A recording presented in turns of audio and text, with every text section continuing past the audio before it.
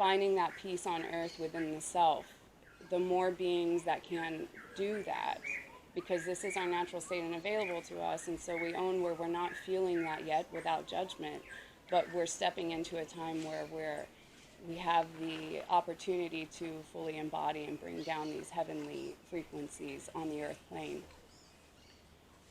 It's so funny. My grandmother's brother, who never comments on my Facebook or anything like that, I put a pretty far out there post the other day, and he commented, "Why don't you come back down to earth?"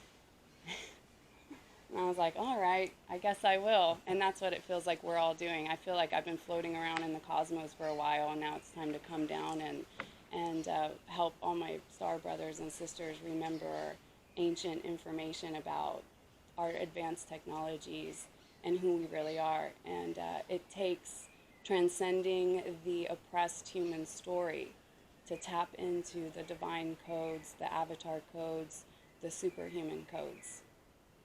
And so I'm here to help you find those codes that could unlock some things within you. So I'm going to write a little thing out, what I like to call the Quetzalcoatl returns. This is just one way to describe it. But it's about us merging our higher and our lower bodies. And it's in Quetzalcoatl, if you don't know who that is, it's the plumed serpent, the feathered serpent, the royal serpent. And so the serpent, for some, could look like the desire, the dark, the fear. I can sense sometimes people still carry, for example, fears of snakes and different things like that. Really being able to face those fears and kind of embody that essence and that energy within the self and merge these two planes and not have them separated out. So based on just my experience with Gene Keys and then just my own personal streams that have been coming through in my experience, I kind of wrote out something that's called the Quetzalcoatl returns. And so I guess, let me tell you a little bit about this first. I wanted to reach you a little bit about neurolinguistic programming. Because I want you to understand, someone had made a comment, and I get this comment often that sometimes I'm speaking about things that people can't understand yet. And I certainly don't want to control or limit anybody to, and I'm not going to slow my things down as if you don't know how to receive this information. And the more important thing is, and I'm not saying it's any of you guys here, but this was just a good reflection for me to kind of see, we're meant to go beyond the mental plane to download this information. So just in the way that we're talking about that you could receive conscious, very powerful information from this, even the idea of healing sessions that we might have thought of that needed to take hours or do different things like that, we're talking about instantaneous upgrades and quantum leaps beyond space and time. And even the idea of planetary peace on Earth, if we pull ourselves out into what we see going on out there in the holographic story of humanity, it can feel like it might take a long time for that to make a shift or make a change. But I don't believe that's true, because when enough of us do remember that we're starting to work out of time and space here, non-linear time, and we're working with quantum particles, we're working at the smallest inner levels of things to then kind of expand it out. And someone pulled the 44, which is about the fractal and the family and the bloodlines, and it's talking about eventually it's like a mainframe computer. Eventually all of humanity has to wake up. So here we are on the mountain remembering something super important with each other, and eventually, because we are part of one wave of energy, as funny as the illusion might still be that we think we're separate from anyone, especially the ones we don't like, right? That's always really funny to me.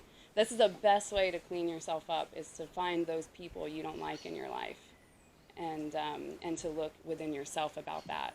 This is massive responsibility for cleaning up mirrors and seeing the agreements that we've had with other people to fine-tune ourselves and to bring ourselves into the highest levels of the self, because what we see out there is only a reflection of us and not a reflection of the other person. And to take on that type of ownership can bring you into states of transpersonal consciousness and higher understanding of the bigger picture of things, and it can certainly put you in a state of compassion and understanding for the other that's also you. Sometimes that's the opportunity to find yourself pulling yourself into compassion and understanding, pulling yourself out of judgments. Observe the areas in your life where you're still feeling separate, inferior, or superior to anyone in your reality, because that's your ego, right? The ego is superior or inferior. It's not good enough or it's too good.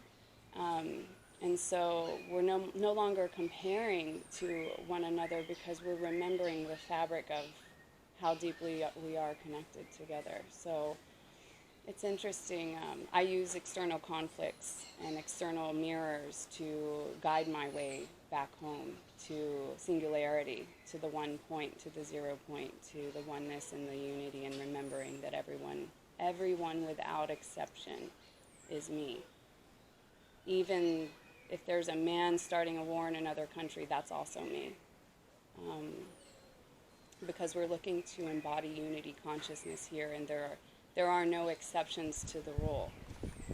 If there's a living, breathing body on this earth, they're a part of my body. So when we remember that and don't fall victim to whatever is going on in the genome of humanity in that story, what happens is we step our game up to another notch, and we realize the planetary impact we can have by recoding our genes, our DNA, and even understanding we can do such a thing is pretty advanced understanding. And so I'll try to make it easy, but it is easy. It really is easy. I want you to understand that something's happening just by us all sitting here together, beyond space and time, cellular telepathy, working with oversouls. Because what we're really doing is we're connecting and uniting, whether you know it or not. We're sitting in the oversoul, highest level of monad consciousness, the crown. This is what Corona's always been about, was opening the crown of humanity. And so here's where we're sitting as one divine being. 1, 2, 3, 4, 5, 6, 7. Is that right? Wow, that's interesting. Wasn't it Bruce that said something like the number 7 is all it takes to make a big impact or something?